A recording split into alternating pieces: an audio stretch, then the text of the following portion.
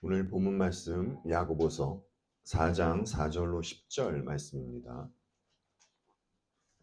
야고보서 4장 4절로 10절 말씀 하나님의 말씀입니다. 제가 봉독하겠습니다.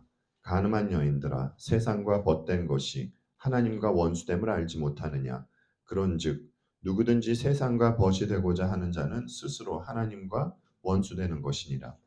너희는 하나님이 우리 속에 거하게 하신 성령이 시기하기까지 사모한다 하신 말씀을 헛된 줄로 생각하느냐. 그러나 더욱 큰 은혜를 주시나니 그러므로 일렀으되 하나님이 교만한 자를 물리치시고 겸손한 자에게 은혜를 주신다 하였느니라. 그런즉 너희는 하나님께 복종할지어다. 마귀를 대적하라. 그리하면 너희를 피하리라. 하나님을 가까이 하라. 그리하면 너희를 가까이 하시리라. 죄인들아 손을 깨끗이 하라. 두 마음을 품은 자들아 마음을 성결하게 하라. 슬퍼하며 애통하며 울지어다. 너희 웃음을 애통으로 너희 즐거움을 근심으로 바꿀지어다. 주 앞에서 낮추라. 그리하면 주께서 너희를 높이시리라. 아멘. 그리스도인은 주님 안에서 거듭난 존재입니다. 그럼에도 불구하고 그리스도인들 안에는 죄의 오염이 남아있죠. 그래서 때로는 그리스도인도 이기적인 내 만족을 위해서 하나님께 구할 때가 있습니다. 그리스도인은 아버지 하나님의 자녀입니다. 하지만 아무리 자녀라 할지라도 이기적인 내 만족을 위해서 구하는 것은 아버지께서 들어주시지 않습니다. 오히려 아버지는 자녀들에게 여러 상황을 겪게 하시고 그 상황들을 통해서 헛되게 구하는 것이 잘못된 것이라고 알려주시죠. 따라서 이기적으로 구했음에도 불구하고 구해주는 것, 이것은 좋아할 일이 아니라 불길한 징조입니다. 지난주 본문에 있던 말씀이었죠. 구하여도 받지 못함은 정욕으로 쓰려고 잘못 구하기 때문이다.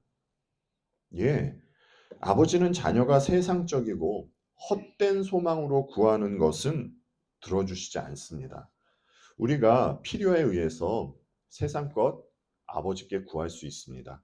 그런데 우리가 구하는 것이 필요에 의해서가 아니라 욕심에 의해서라면, 그리고 구하는 것마다 족족히 세상 것만 구하고 있다면 이것은 신앙에 대해서 다시 점검해 봐야 할 문제입니다. 그리스도인은 주님과 가까운 관계로 주님의 사고 방식과 가치관을 가지고 살아가는 이들이지 세상과 벗하며 사는 자들이 아닙니다. 성경은 그리스도인에 대해서 증언하길 그리스도인은 세상을 이긴 자라고 합니다. 그래서 우리가 그리스도인이라고 한다면 세상과의 영적 싸움이 있어야 하는 것이지 세상의 가치관을 가지고 세상에 동화되어서 살아서는 안 되는 것입니다. 그러면 우리는 피조물로서 창조주께 구할 수밖에 없는데 자녀로서 아버지께 구할 수밖에 없는 존재인데 우리는 본질적으로 구해야 하는 것이 무엇이죠? 예, 우리는 하나님으로부터 얻어낼 수 있는 것을 구하는 것이 아니라 하나님 자체를 구해야 하는 것입니다. 우리가 하나님을 구할 때 하나님은 우리에게 참 기쁨과 평안과 소망과 같이 세상이 줄 수 없는 것을 주시는 것이고 우리는 하나님과 함께 세상과 타협하지 않는 그리스도인으로서 힘있게 살아갈 수 있는 것입니다. 오늘 본문 6절을 보면요. 하나님이 교만한 자를 물리치시고 이러한 말씀이 있습니다. 하나님께서 교만한 자를 얼마나 싫어하시면 물리치신다고 할까요? 여러분께서 이제 성경을 보셔서 아시겠지만 성경에는 교만이라는 단어가 수없이 많이 쓰여지고 있습니다. 제가 여러분에게 질문 하나 드려볼게요. 죄는 하나님께서 싫어하시는 것을 넘어서 증오하시는 겁니다. 어느 죄가 되었건 죄는 모두 무서운 것이에요. 그럼에도 불구하고 제가 드리는 질문을 듣고 여러분 혼자 마음속으로 생각해 보세요. 두 사람이 있습니다. 한 사람은 간음을 한 사람이고요. 다른 한 사람은 교만한 사람이에요. 여러분, 간음한 사람과 교만한 사람, 이 두 사람 중에 어떤 사람이 더 사악한 죄를 지었다고 생각하세요?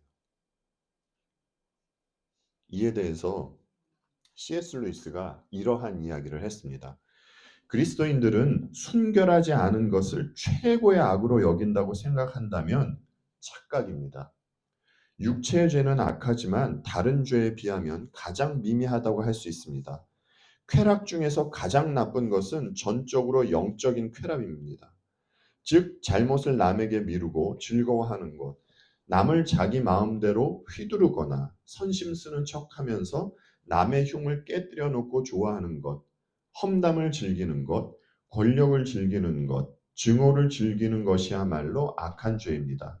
제 안에는 제가 정말 추구해야 할 인간적 자아와 싸우는 두 가지 적이 있습니다. 하나는 동물적 자아이고 다른 하나는 악마적 자아입니다. 둘 중에 더 나쁜 것은 악마적 자아입니다.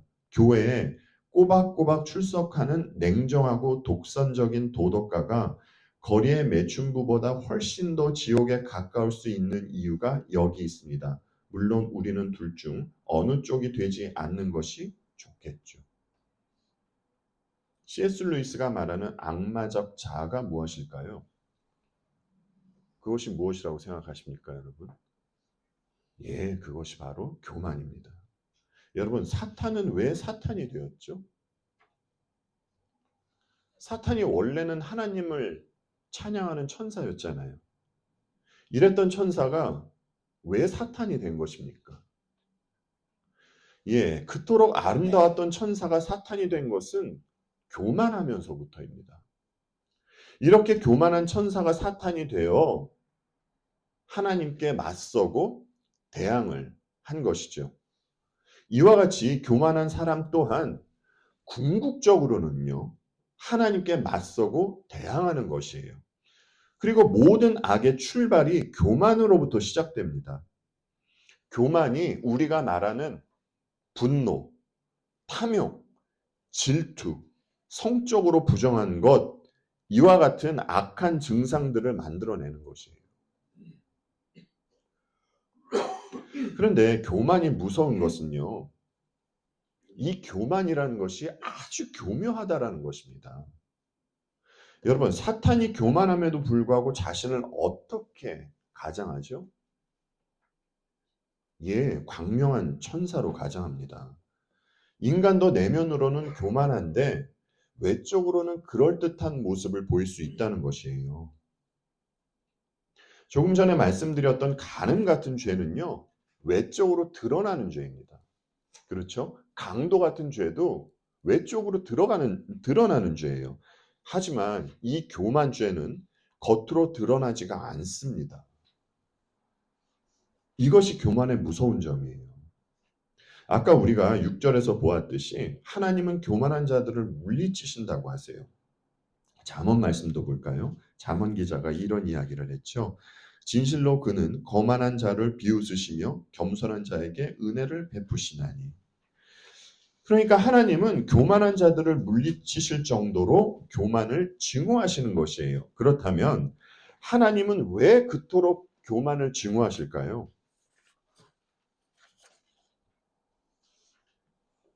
교만한 자는요, 여러분, 다른 사람들 위에 자신을 높이는 자예요.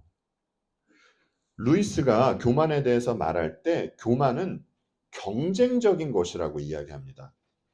여러분을 교만하게 만드는 것은 남과의 비교입니다. 즉, 남들보다 우월하다는 데서 오는 즐거움이 사람을 교만하게 만드는 것입니다. 경쟁적이라는 요소가 없으면 교만도 없습니다. 사탄이 된 것은요, 하나님이라는 대상을 놓고 하나님처럼 되고 싶었기 때문이에요. 이에 대해서 이사야 14장이 증언을 하죠. 가장 높은 구름에 올라가 지극히 높은 이와 같아 지리라 하는도다 라고요. 자, 그러니까 하나님을 섬겨하는 천사가 자기가 있던 자리에서 이탈해서 하나님처럼 되려고 한 것, 이것이 사탄이 저지른 교만죄예요. 이 시대 언어로 이야기하자면 선을 넘은 것입니다. 그렇다면 이러한 사탄의 유혹에 넘어간 아담, 그는 어땠습니까? 예, 그도 하나님이라는 대상을 놓고 하나님처럼 되고 싶어 선악과를 먹은 것이에요. 인간도 자기 자리에서 이탈해서 하나님처럼 되려고 한 이 교만죄를 지은 것이죠. 그리고 이렇게 인간은 사탄이 저지른 동일한 마음, 교만이라는 마음이 자리 잡게 된 것입니다. 그래서 여러분, 교만한 인간이 어떻게 되었습니까? 하나님을 섬겨야 하는 인간이, 다른 이들을, 이웃을 사랑해야 하는 인간이 자기 자신만을 섬기고 자기 자신만을 사랑하게 되었죠. 그리고 주위에 있는 다른 이들도 자기를 섬겨야 한다는 생각이 자리 잡게 되었습니다. 주께서 하나님 나라의 백성은 서로 섬겨야 한다고 말씀을 하셨는데 세상은 반대로 이야기합니다. 자기가 섬김을 받으라고 이야기하죠. 창조주 하나님은 교만을 증오하실 수밖에 없는 것이에요. 결국에는 교만이라는 것이 하나님이 세우신 질서를 파괴하는 것입니다. 여러분 생각해 보세요. 지구상에 80억 명이라는 인간이 있는데 다른 말로 해서 자기 중심적으로 살아가고 있는 인간이 지금 80억 명이 이 지구상에서 살아가고 있는데 여기서 나올 수 있는 것이 무엇이겠습니까? 좋은 말로 해서 경쟁밖에는 없는 것이에요. 그런데 문제는 아까 말씀드렸듯이 이것이 보이지 않는 영적인 경쟁으로도 나타나는 것, 이것이 문제라는 것입니다. 나는 니들과는 다르다라는 마음. 그런데 여러분, 교만한 이들의 결국이 어떻습니까? 좋지 않죠. 우리가 성경을 보면 교만한 모습을 보였다가 안 좋은 결국을 맞이한 사람들을 수없이 많이 볼 수 있습니다. 그 중에 한 예로 우시아를 한번 보자고요. 우시아는요, 여호와는 나의 힘이란 뜻입니다. 우시아는 젊은 나이에 왕이 돼요. 그는 16살에 유다의 그 10대 왕으로 이제 등극을 합니다. 그리고 꽤 오랫동안 통치를 해요. 그는 52년 동안 이제 통치를 합니다. 그런데 초창기 우시아를 보면요. 그는 하나님께서 보시기에 정직했어요. 역대하 26장 4절로 5절 말씀을 보십시오. 그는 자기의 아버지 아마샤가 한 모든 일을 본받아서 주님께서 보시기에 올바른 일을 하였다. 그의 곁에는 하나님을 경외하도록 가르쳐주는 스가랴가 있었는데 스가랴가 살아있는 동안 우시아는 하나님의 뜻을 찾았다. 그가 주님의 뜻을 찾는 동안은 하나님께서 그가 하는 일마다 잘되게 하여 주셨다. 그래서 여러분, 나라가 부강해지고 태평성대하게 되었어요. 우리가 우리 자신을 봐도 그렇고 참 안타까운 것이요. 사람이 잘 될 때 겸손하면 좋은데 인간이 그렇지를 못합니다. 우시아도 예외는 아니었어요. 그는 교만해집니다. 여러분, 그래서 그가 무엇을 하죠? 제사장만 할 수 있는 분향을 하죠. 그래서 우시아는 하느님으로부터 징계를 받습니다. 여러분 잘 보세요. 여기서도 우시아는 교만해서 어떤 모습을 보이는 것입니까? 있어야 할 자기 자리에서 이탈하는 모습을 보이죠. 하나님의 질서를 깨뜨리는 거예요. 여러분 가만히 보세요. 모든 인간이 다 교만하지만 특별히 교만한 자가 있는 곳에는 하나님께서 세우신 질서가 다 파괴되어 있는 것 확인할 수 있을 것입니다. 예, 교만한 자들은 하나님께서 세우신 질서를 파괴하고 다닙니다. 차치하고요. 하나님은 교만해진 우시아에게 이제 나병이라는 무서운 징계를 내리시죠. 이러한 이유로 그는 남은 여생을 별궁에서 혼자 지내다 죽음을 맞이합니다. 그리고 이것이 끝이 아니라 우시아는 죽은 후에도 조상들이 있는 그 묘실에 함께 묻히질 못해요. 여러분, 우시아가 왜 이렇게 된 것입니까? 역대하 26장 16절 말씀 볼게요. 우시아 왕은 힘이 세어지면서 뭐라고 하죠? 교만하게 되더니 드디어 악한 일을 저지르고 말았다. 주님의 성전 안에 있는 분향단에다가 분향을 하려고 그리로 들어간 것이다. 이것은 주 하나님께 죄를 짓는 일이었다. 인간은 하나님께서 축복하여 주시면 그것을 감사함으로 받고 하나님 앞에 더욱 겸손해야 하는데 죄인은 그러지 못하다는 겁니다.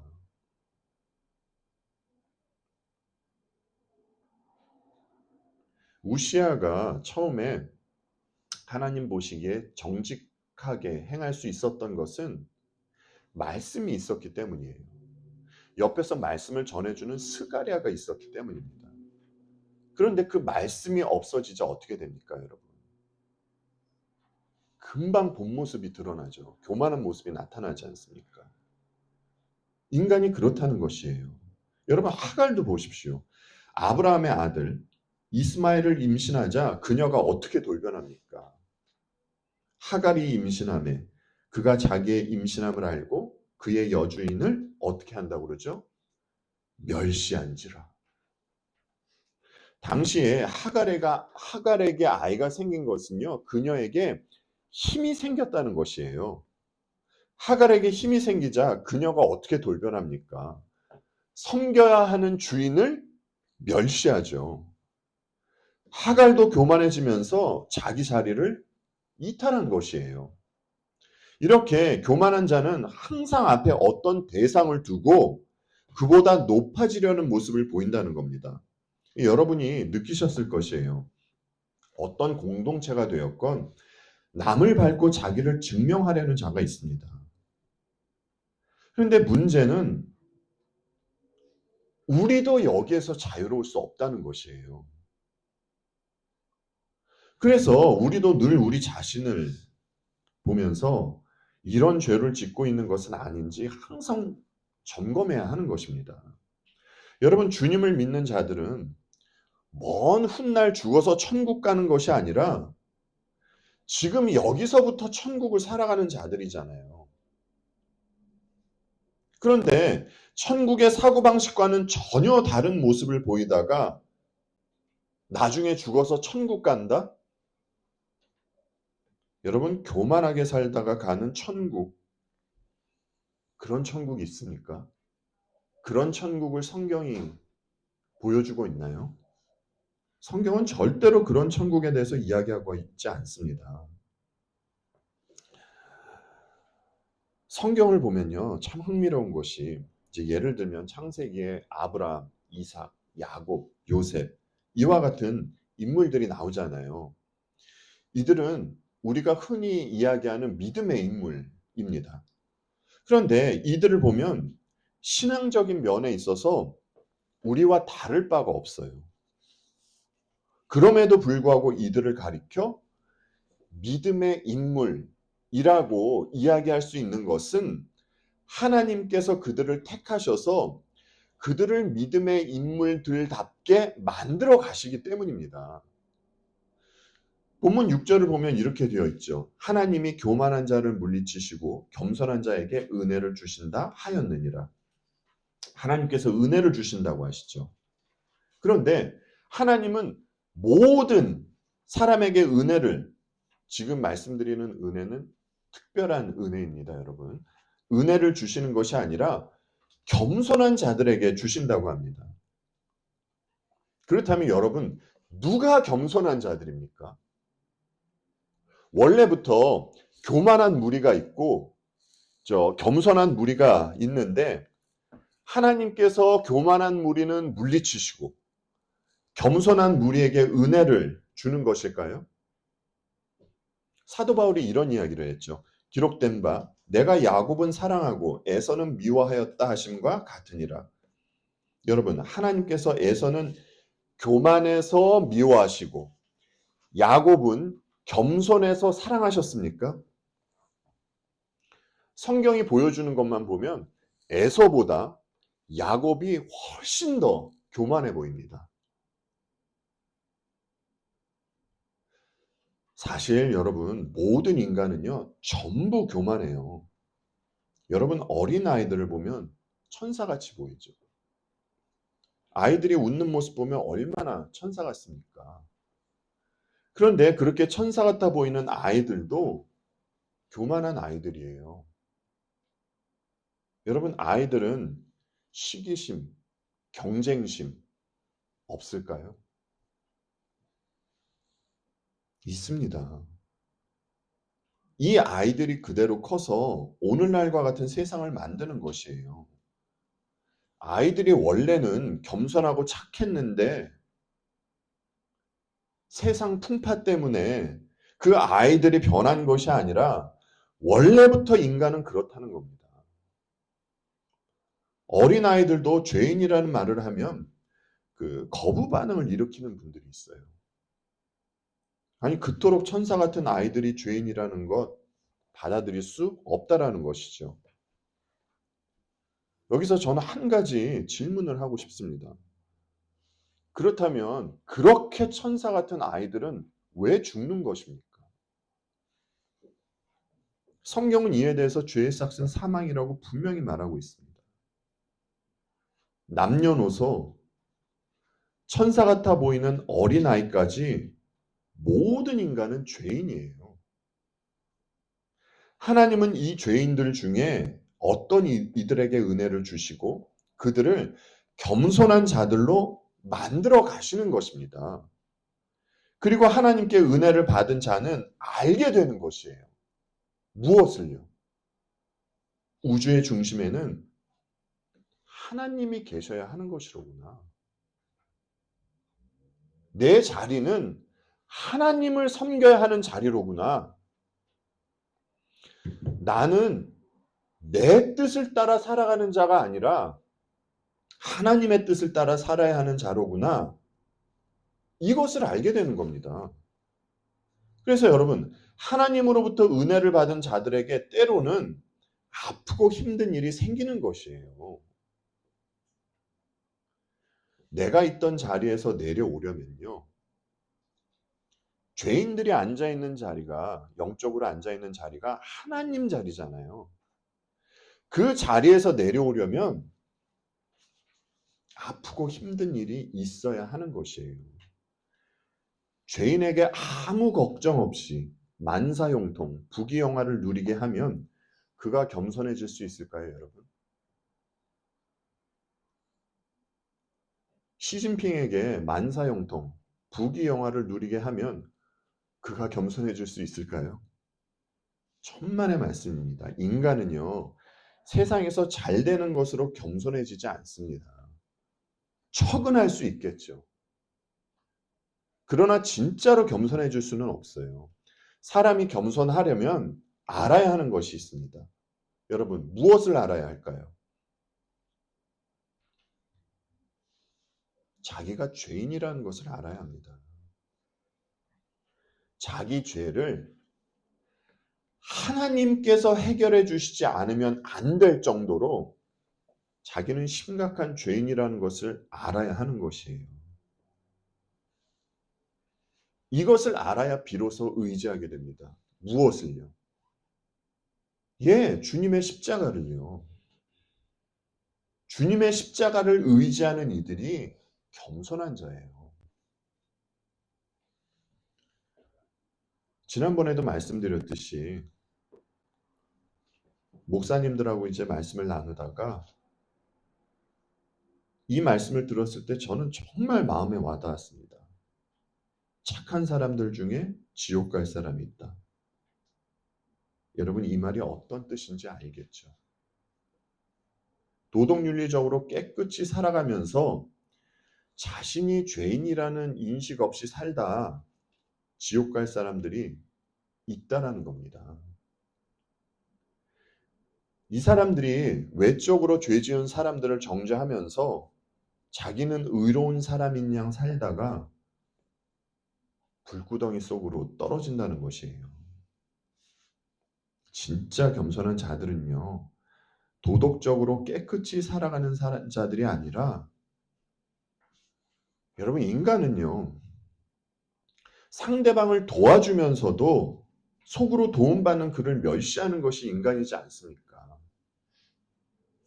남을 도와주거나 헌신하는 모습을 보이면서 이것으로 또 남과의 차별을 두고 얼마든지 자신을 높이는 존재가 인간이잖아요. 진짜 겸손한 자들은 주님의 십자가를 의지하는 자들입니다. 이 십자가를 의지하면서 환원하자면 십자가 은혜에 감사해서 이 감사함으로 남을 도와주거나 헌신하는 모습을 보이는 것, 이것이 진짜 겸손한 자들이에요. 그러니까 진짜 겸손한 자들의 행위는 항상 십자가를 거친 행위가 나오는 것이죠. 그래서 여러분, 이들에게는 없는 것이 있습니다. 그것이 무엇이죠? 자기 의를 내세우는 것. 자기 자랑이 없죠. 따라서 진짜 겸손한 자들은 그리스도인 밖에는 없습니다. 하나님은요, 이들에게 은혜를 주신다는 것이에요. 이렇게 하나님으로부터 은혜를 받은 자들은 가장 겸손한 분을 모시고 살아가는 자들이죠. 여러분, 은혜 받은 자들이 모시고 살아가는 이 겸손한 분이 어떤 분입니까? 빌립보서 2장 말씀을 보세요. 너희 안에 이 마음을 품으라. 곧 그리스도 예수의 마음이니 그는 근본 하나님의 본체시나 하나님과 동등됨을 취할 것으로 여기지 아니하시고 오히려 자기를 비워 종의 형체를 가지사 사람들과 같이 되셨고 사람의 모양으로 나타나사 자기를 낮추시고 죽기까지 복종하셨으니 곧 십자가에 죽으심이라. 아까 교만에 대해서 이제 말씀을 드릴 때 교만한 사람은 다른 사람 위에 자신을 두는 사람이라고 말씀을 드렸습니다. 그러면 겸손한 자에게는 어떤 모습이 있을까요? 겸손한 자에게는요, 상대방 아래에 자기를 두려는 모습이 있습니다. 바울이 증언했듯이 예수님은 하나님이세요. 하나님이신 예수님께서 인간과 같이 되셨습니다.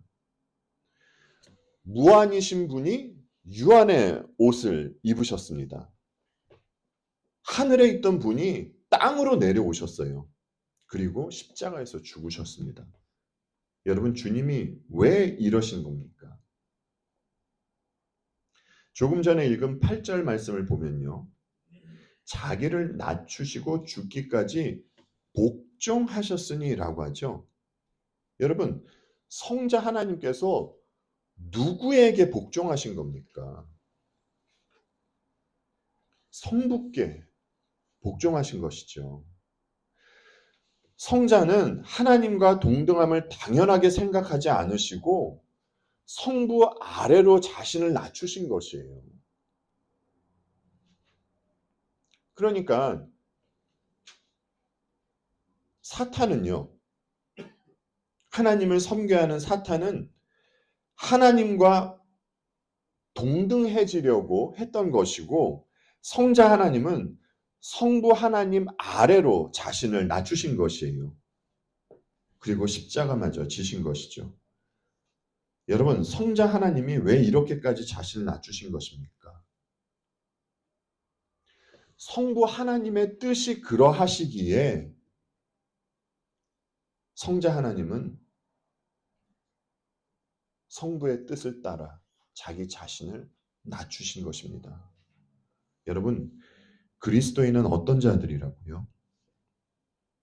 이러한 주님과 함께하며 주님을 닮아가는 자들이 그리스도인입니다. 오늘 본문에서 야고보는 하나님께서 겸손한 자들에게 은혜를 주시니 하나님께 복종하고 마귀를 대적하라고 합니다. 여러분, 우리가 마귀를 물리칠 수 있나요?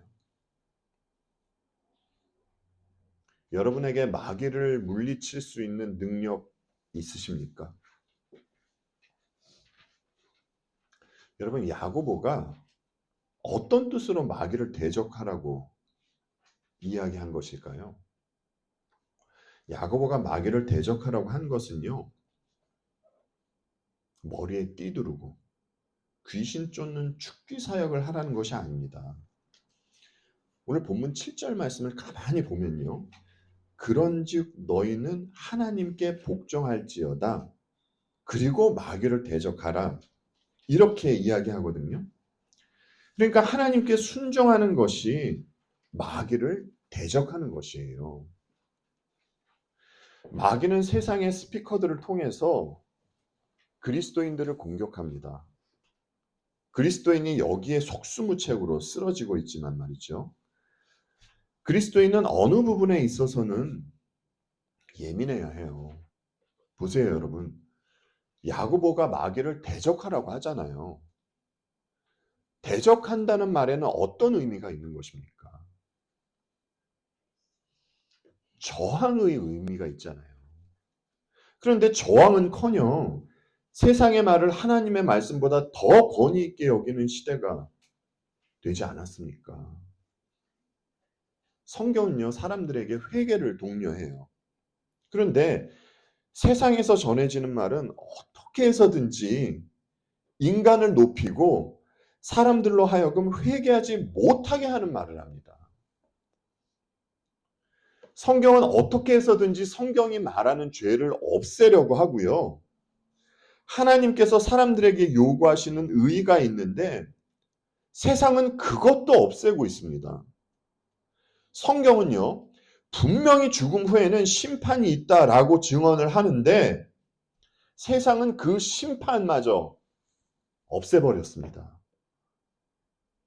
그래서 여러분, 이 세상 사람들이 어떠한 상태로 살아가고 있습니까? 교만한 상태로 살아가고 있습니다.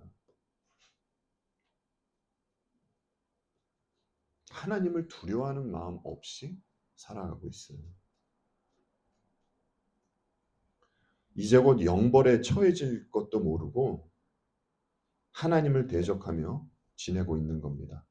여러분, 교만한 마귀는 어떻게 해서든지 지옥 자식을 만들려고 하는 것이에요. 각설하고요. 여러분, 자기가 교만하다는 것을 아는 것, 하나님께서 내가 교만하다는 것을 보여주는 것, 축복일까요? 저주일까요? 축복입니다. 자기가 교만하다는 것을 알아야 그래야 회개할 수 있잖아요. 본문 9절에서 야고보는 이런 이야기를 합니다. 슬퍼하며 애통하며 울지어다. 너희 웃음을 애통으로, 너희 즐거움을 근심으로 바꿀지어다. 우리는요, 나의 죄가 보일 때 슬퍼하며 애통해야 하는 것이에요.